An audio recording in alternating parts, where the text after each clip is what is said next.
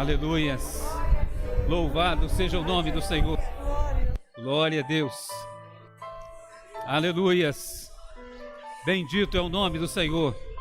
Glória a Deus. Nós saudamos a amada igreja com a paz do Senhor Jesus. De pé como estamos, convidamos a todos a abrir a palavra do Senhor na carta aos Colossenses. Nós leremos o primeiro capítulo, do verso 9 até o verso de número 12. Colossenses, primeiro capítulo, do verso 9 ao verso 12.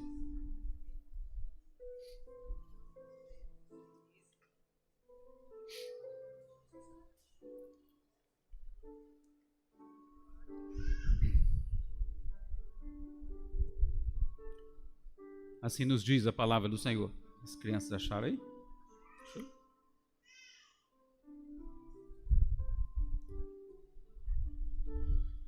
Por esta razão, nós também, desde o dia em que ouvimos, não cessamos de orar por vós e de pedir que sejais cheios do conhecimento da vontade de Deus e de toda sabedoria e inteligência espiritual, para que possais andar dignamente diante do Senhor, agradando-lhe em tudo, frutificando em toda boa obra e crescendo no conhecimento de Deus, corroborados em toda fortaleza, segundo a força da sua glória, em toda paciência e longanimidade, com gozo, dando graças ao Pai, que nos fez idôneos para participar da herança dos santos da luz. Nós adoramos ao teu nome, Senhor, porque um dia o Senhor nos fez participar desta herança, esta herança que brilha na luz eterna. E ao meditarmos na tua palavra, nós te pedimos, fala a nossa alma. Nós oramos assim em nome de Jesus. Convido a igreja a se assentar. Eu queria te convidar a você estar com a sua Bíblia à mão, nesse texto que nós lemos, só para podermos utilizarmos alguns versículos. Fica mais fácil, né? Manusearmos a palavra. Meus queridos, a igreja de Colossos, ela nasceu de uma operação do Espírito Santo. Podemos dar uma folheadazinha no texto? Você se incomoda, não? Vamos abrir a palavra do Senhor lá no livro de Atos, no capítulo 19, deixa marcadinho em Colossenses, depois a gente volta lá. O capítulo 19 de Atos vai registrar como que a obra do Senhor nasceu neste lugar. Isso é importante para nós, porque nós precisamos saber como ela foi gerada na nossa vida. Eu cheguei para aqui tem 15 dias. Não sei como o Itapuã 3 nasceu, mas quero saber. E você precisa saber disso também, porque há uma experiência que o Senhor tem feito neste lugar. Isso tem marcado a vida, tem salvado almas. Há uma história neste lugar, ela não pode ser esquecida, porque o Espírito Santo está agindo e vai continuar agindo neste lugar. A experiência, Paulo agora já na sua segunda viagem, ele está indo para morar na cidade de Éfeso, vai passar ali 3 anos e um pouco, 3 anos e meio, e a palavra do Senhor entrou naquele lugar de uma maneira extraordinária. Vejam os irmãos, na Atos 19, no dia que Paulo chegou lá na cidade, tinha um grupo de irmãos reunidos, os irmãos orando, buscando ao Senhor, e Paulo, no capítulo 1 do verso 19, chegou a Éfeso. O texto vai dizendo: sucedeu que enquanto Apolo estava em Corinto, Paulo, tendo passado por todas as regiões superiores, na parte superior da Ásia, Paulo agora desce para a chamada Ásia Menor. Lembra quando a gente estuda em Apocalipse as 7 cartas? Lembra das 7 cartas? Éfeso, Esmirna,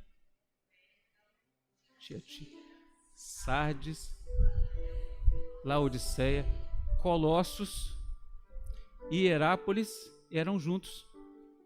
O Espírito Santo separou uma carta especial para a igreja de Colossos, não registrou lá em Apocalipse, e ela está hoje aqui na sua mão, porque o Espírito Santo separou para isso. Como é que a obra do Senhor começou naquela região? A cidade de Éfeso era a maior cidade da região, era a capital da Ásia Menor. Nós temos uma ideia, Vila Velha tem o quê? Uns 600 mil habitantes? Mais ou menos isso.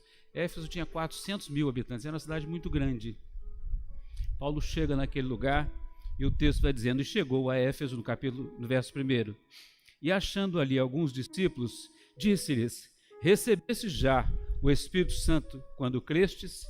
E eles disseram: nós nem ainda ouvimos falar que haja o Espírito Santo. E diz o texto que naquela reunião, Paulo impõe as mãos sobre ele e o Espírito Santo desce sobre aquele grupo, e da mesma forma como aconteceu em Pentecostes, aconteceu em Éfeso. O Espírito Santo batizou aqueles homens, desceu fogo dos céus, e aqueles foram cheios da graça do Senhor. O verso 10 desse capítulo 19 vai dizer como que o evangelho chegou na cidade de Colossos, que é a carta que nós estamos vendo. E durou isso por espaço de 2 anos, de tal maneira que todos os que habitavam na Ásia, inclusive a cidade de Colossos, ouviram a palavra do Senhor, tanto judeus quanto gregos. A palavra do Senhor entrou naquela região de uma maneira extraordinária. Aqui no capítulo 19 de Atos, vai registrar um episódio lá em Éfeso. A cidade de Éfeso não é o nosso assunto, mas para a gente ter uma referência de como o Espírito Santo agiu. A cidade de Éfeso era conhecida como o centro mundial do espiritismo, da magia, de toda sorte de ocultismo, de maneira que toda a literatura era produzida em Éfeso. O mundo inteiro recebia livros sobre como é que fazia para adorar os espíritos, saía tudo de Éfeso. O Espírito Santo entrou naquela cidade de uma maneira tal que esses homens se converteram ao Senhor. E diz a palavra que eles se juntaram numa praça e ajuntaram os livros que eles escreveram e botaram fogo no meio da praça. A palavra registra no verso 19, eles amontoaram aqueles livros, montava 50 mil peças de prata, era o valor, hoje é aproximadamente R$1 milhão de livro queimado. O Espírito Santo entrou, retirou o espírito maligno, batizou com o Espírito Santo, encheu com a graça, e a obra do Senhor espalhou por todo lugar. Chegou aqui em Itapuã 3, porque é o Senhor que está fazendo. É uma obra que só Ele pode fazer. Vamos voltar para Colossos? Abram lá. Paulo estava já na sua 3ª viagem. Ele havia sido preso em Jerusalém, foi levado para Roma, 2 anos preso cativo em Roma, ele estava lá preso. Na sua prisão, ele recebe uma visita. O pastor Epáfras, pastor de Colossos. Para a gente ter uma ideia de como aqueles lugares eram próximos, mais ou menos Vila Velha, Cariacica, Vitória, era assim 10, 12 quilômetros de distância. Então eram cidades muito próximas. O pastor Epáfras era pastor de Hierápolis, de Colossos e de Laodiceia. E Paulo vai dizer que era um ministro fiel ao Senhor e que todos conheciam a sua ação. Epáfras vai visitar Paulo em Roma, preso. Paulo estava preso na sua primeira prisão. Ele estava preso numa casa alugada, que ele alugou. E o Senhor vai providenciar essas coisas. Querido, nada nesta obra acontece por acaso. Nem prisão. nem dificuldade. Deus usa tudo para que eu e você possamos viver a plenitude do Espírito Santo. Há uma ação do Espírito Santo nisso. Diz a palavra, e os historiadores registram isso. Paulo está preso numa casa em Roma por causa da perseguição dos judeus, e agora é preso. Todo dia o Império Romano, o imperador, determinou que a guarda pessoal do império, a guarda pretoriana, eram oficiais do exército, homens da elite do exército. Era um grupo enorme de oficiais. Todo dia 4 oficiais trocavam e iam visitar Paulo. 2 se acorrentavam a ele e os outros 2 vigiavam a casa e ficava ali. Paulo, para não perder a viagem, né? Já que você está preso aqui, vem cá, deixa eu te falar um negócio. Você conhece Jesus? Jesus te ama. Olha, este Jesus um dia morreu na cruz para perdoar o seu pecado. Você sabia disso? Diz a palavra, diz a história, e a palavra vai registrar, que Paulo evangelizou todos os soldados do imperador, todos. Há historiadores, não está registrado na palavra, há historiadores que registram nomes de militares, de oficiais do exército do império que se tornaram pastores nas igrejas de Hierápolis, nas igrejas de Colossos, nas igrejas de Laodiceia. Em todas aquelas igrejas a obra se espalhou. Deus está operando uma grande bênção. No meio desse cenário de evangelização na prisão, como é bom hoje, né? Você pode ir e vir, faculdade, escola, rua, feira. Hoje eu fui na feira de manhã, uma confusão, e roda e vem para cá. Aproveitei um instante, encontrei com alguém. Feira e supermercado é um lugar ótimo, né? Você encontrar gente, né? O cidadão que eu não via há muito tempo, ô, fulano, tudo bem? Você sumiu? Eu falei, tal, o que houve? Eu estou meio afastado, E você acha que está bom e assim? Você vai continuar desse jeito? Não estava nem preso. Se tivesse amarrado era melhor, né? Eu podia pedir uma cordinha para o Fernandes. Sempre soube, empresta uma cordinha aqui para mim bater um papo com esse cidadão. Parei um tempinho com ele e falei assim, volta porque Jesus te ama. Este Senhor morreu por você. Eu sei, então você está faltando o quê? Nós não podemos perder tempo. Há um momento que o Espírito Santo está trabalhando, porque Jesus vai voltar para buscar a sua igreja. Eu queria deixar com a igreja aquilo que o Espírito Santo falou conosco hoje, numa reunião, nesta madrugada aqui, na casa do Senhor, grupo de intercessão, os irmãos reunidos. O Senhor deu uma visão, o Senhor nos fez, a igreja, nós fomos transportados para 12 anos atrás. Para aí um pouquinho. Né? Na hora que você para assim, aí você começa, lembra? As lutas que foram vividas, as pelejas que foram vencidas. O Espírito Santo nos fez transportar neste tempo, e o Senhor disse assim, eu sustentei o meu povo neste lugar. Na visão, a mão do Senhor entrava no meio da igreja com uma espada de bronze, e a espada era a justiça de Deus. O Senhor dizia a 2 servas e 1 servo, eu vou fazer justiça. Mas tem um detalhe, fecha sua boca. Aguarde no Senhor, porque Deus vai agir. Ele é poderoso para fazer. É neste cenário que Paulo recebe o pastor Epáfras. Epáfras a gente pode parafrasear pelo que está escrito, né? É como se a gente fizesse uma engenharia reversa. Nós temos aqui a resposta de Paulo, a gente pode imaginar o que Epáfras perguntou, né? Assim, Paulo, olha, deixa eu te contar um negócio. A igreja está uma bênção.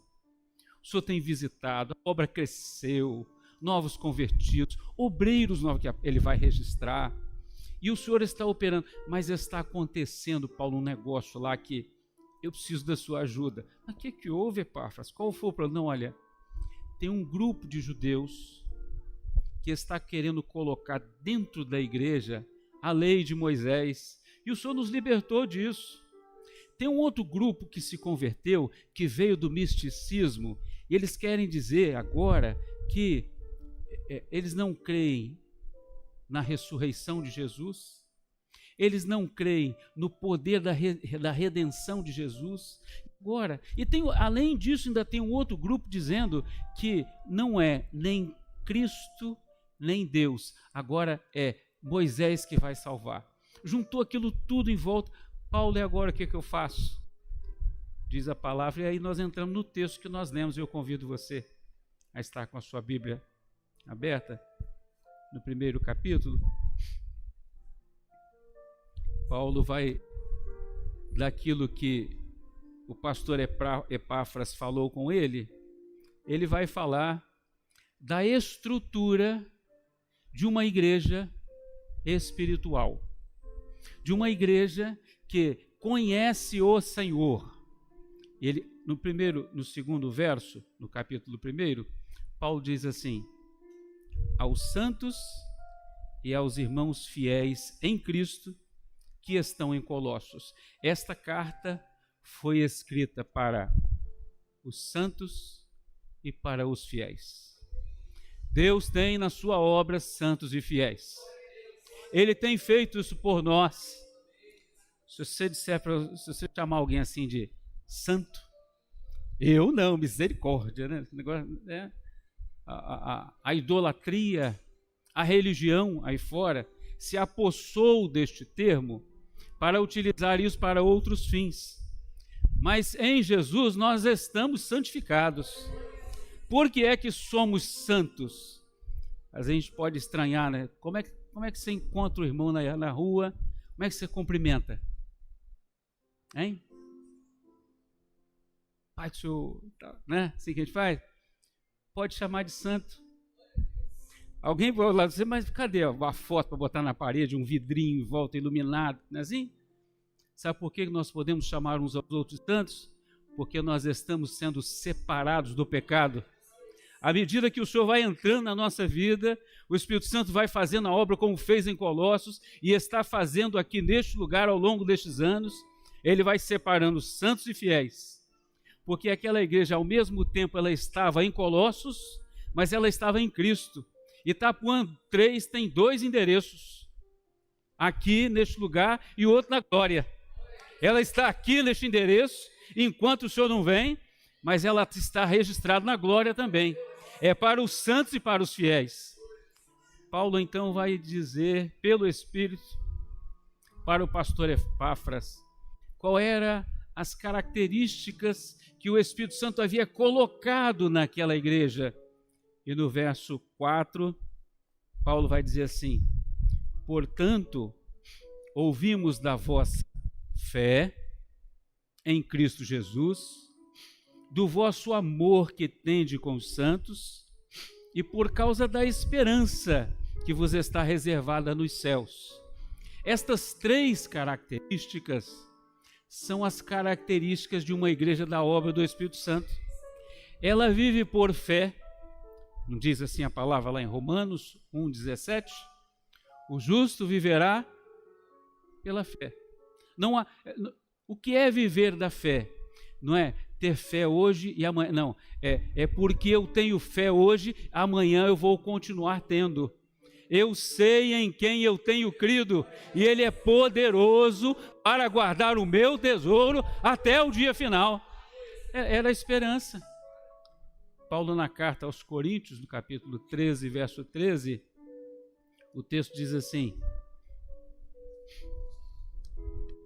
agora, pois permanecem. Olha a estrutura da igreja. O que é que permanece? Permanecem a fé, a esperança e a caridade ou amor. Estas 3. Mas a maior dessas é o amor. É o amor de Deus que é a causa de nós não sermos consumidos. Grande amor. Este amor que nos consola. Este amor que nos restaura. O Senhor nos trouxe aqui nesta noite para vivermos este amor. O Senhor mostrou que há corações aqui nesta noite em que este amor se afastou. E o Senhor te trouxe aqui para te dizer que Ele te ama. Jesus não te ama porque você merece. Não. Jesus não te ama apesar dos seus pecados. Ele te ama com um amor eterno. Antes que os céus, antes que tivesse céu, estrela, sol, mar, lua, galáxia, Ele já te amou na eternidade. Você é o amor de Jesus. Este amor cura depressão, cura solidão, cura tristeza, tira angústia, muda rumo de vida, transforma todas as coisas em uma estrutura espiritual. Paulo então estava dizendo no verso 4 sobre esta estrutura desta igreja. E neste lugar, o amor de Deus está presente. Quando Paulo identificou isso, e quando o Espírito Santo, não eu, não os pastores aqui presentes, não os membros aqui presentes, mas o Espírito Santo está identificando que essa estrutura está presente aqui neste lugar. Quando isso está presente, Paulo vai parar para fazer uma oração. E esta oração, ela invade os séculos. Ela entrou aqui neste lugar, nesta noite. Ela está clamando aqui nesta noite, e foi o texto que nós lemos. Paulo, então, vai orar ao Senhor e diz assim: por esta razão, no verso 9, acompanhe comigo, por gentileza. Por esta razão, nós também, desde o dia em que ouvimos, não cessamos de orar por vós. Há uma característica nesta igreja aqui. Eu estou aqui há 15 dias, repito, mas o que eu já vi aqui, Senhor abençoa o Felipe, que eu não sei nem quem é, e o Senhor abençoou. O Senhor abençoa a irmã fulano de tal, e o Senhor está abençoando. O Senhor guarda o pastor que vai viajar, o anjo foi presente. O Senhor abre as portas, e o Senhor está agindo. Deus está agindo neste lugar. Há um Deus que tem cuidado da nossa alma. Eu imagino, tenho vivido essa experiência aqui, digo aos irmãos de forma particular, não vai ser tão particular porque está no YouTube, né? Não é isso? Misericórdia, hein? Amém, só para a igreja, glória a Deus. Então, só para nós aqui, estamos muito felizes de estarmos aqui junto com pastores, homens servos do Espírito Santo. Me coloco neste lugar. Paulo e Epáfras, de joelho, orando pela igreja de Colossos. Espero que o Espírito Santo nos dê essa oportunidade, o ministério local, de juntos, de joelhos, orando por vós. Para quê? A palavra diz assim: não cessamos de orar por vós, e de pedir que sejais cheios do conhecimento da sua vontade. A função do ministério é que a igreja seja cheia do conhecimento da vontade de Deus. Sabe como isso se dá? Sabe como? Sabe? Conhecendo a palavra. É o ministério da palavra. Não temos outra função, não temos outra preocupação. A nossa preocupação é levar a você a amar mais este Jesus através da palavra. É nela que ela vai se aperfeiçoando. É o conhecimento da verdade que vai te mostrando. A palavra é como um espelho, né? Você se coloca diante dela e ela vai mostrar a realidade com detalhes. Com detalhes. É uma rugazinha, é um cabelo que faltou, né? Não escapa nada. A palavra não esconde nada. Este Senhor está se revelando na sua palavra. Abra a palavra, viva a palavra, alimente-se da palavra, esconda-se na palavra, sustente-se por ela, combata com ela, tenha ela na sua mão, tenha ela na sua boca, tenha ela no seu coração, tenha ela no caminho, tenha ela com seu filho, tenha ela deitado, dormindo, acordado, comendo, trabalhando. A palavra vai nos guardar, ela é poderosa. Paulo e Epáfras estavam orando. O ministério desta hora está orando: Senhor, sustenta a sua igreja na palavra. Essa é a nossa batalha. O complemento desta oração é para que aquela igreja tivesse toda a sabedoria e a inteligência espiritual. Hoje, no século 21, nós temos inteligência emocional, inteligência artificial, mas desde a fundação dos séculos, nós temos a inteligência espiritual. Ela é maior do que todas essas inteligências juntas, porque ela é capaz de sarar a alma. E o Senhor diz que nesta noite está curando feridas de alma. É a inteligência espiritual. O Senhor entrou com a inteligência espiritual, as revelações, os anjos do Senhor estão passeando, a palavra está presente, os louvores foram cantados e o nome do Senhor está sendo glorificado.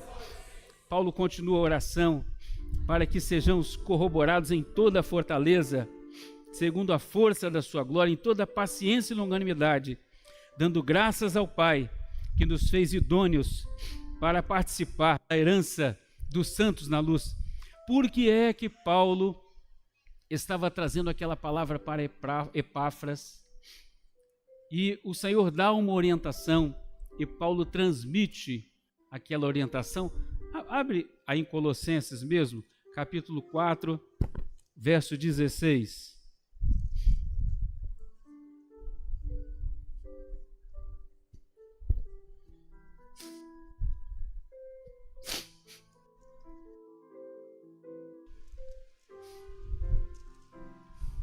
Verso 16.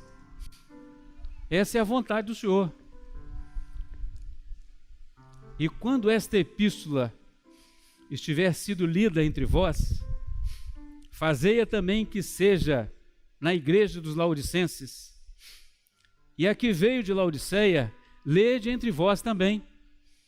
Esta mesma epístola que esteve dentro da igreja de Colossos, que o pastor Epáfras chegou com ela nas mãos, ela foi em Laodiceia, ela foi em Hierápolis, ela foi em Éfeso, ela rodou todas as cidades e hoje ela está aqui na sua mão. Bendita a palavra, viva a palavra, maravilhosa a palavra, porque ela vai nos orientar. Qual é a orientação que Paulo, vamos voltar lá no capítulo 1, eu peço desculpa aos irmãos da gente ir e vir assim, mas o manusear da palavra é necessário, né? Por que é que Paulo estava orientando aquela igreja a respeito daquilo que o Senhor estava fazendo? E no verso 13, acompanhe conosco, está sendo projetado ali, fica mais fácil, né? Nem tinha visto aqui em cima, a gente está aprendendo. Lá onde na igreja que eu estava não tinha esse recurso, não era, é no olho mesmo. Verso 13. Por que é que aquela igreja precisava de viver este amor? E o texto diz assim: Ele nos tirou da potestade das trevas e nos transportou para o reino do Filho do seu amor. Foi Jesus quem fez isso. Nós estávamos no meio de um reino, de uma potestade de trevas, aonde o pecado imperava, a mentira era a verdade, a infidelidade era a prática, a corrupção era aceita em todos os seus níveis, em todos os seus sabores e cores, mas Ele nos transportou. Sabe o que é transportar? É tirar de um lugar e colocar em outro completamente diferente. Nós estamos vivendo aqui neste mundo, mas a nossa alma está já em Jerusalém. Nós estamos vivendo essa realidade. Ele nos transportou para um outro reino. Para que reino? O reino do Filho do seu amor. O amor de Jesus é uma das estruturas da igreja. A fé, o amor e a esperança. As três, mas a maior delas é o amor de Jesus que vai nos sustentando. E o Senhor disse que nesta noite, ao trazermos esta palavra para a igreja, é para que você viva a abundância deste amor. Nada maior do que o amor de Jesus. Grande amor de Deus é este amor. Eu convido a igreja a estar de pé.